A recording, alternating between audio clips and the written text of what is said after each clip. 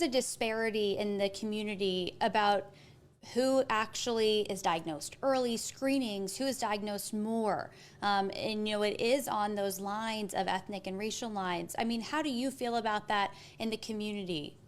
Thank you so much for that question. It's so important. So that's right.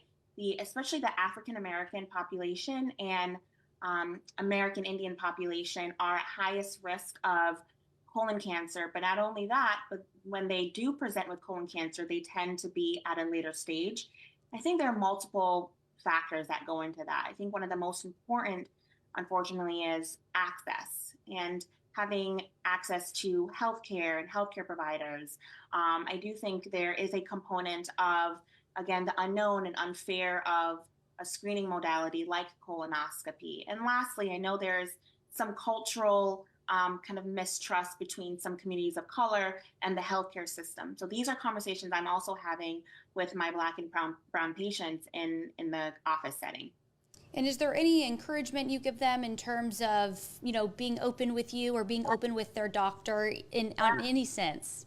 Absolutely. And so I give them the numbers. I said, you're this community, you guys are at double the risk of getting colon cancer. And, you're doing this not only for you, but generations to come. And it's important for your children, your grandchildren to not only take care of yourself, but to know your risk and to know your health status for their kind of wellness as well.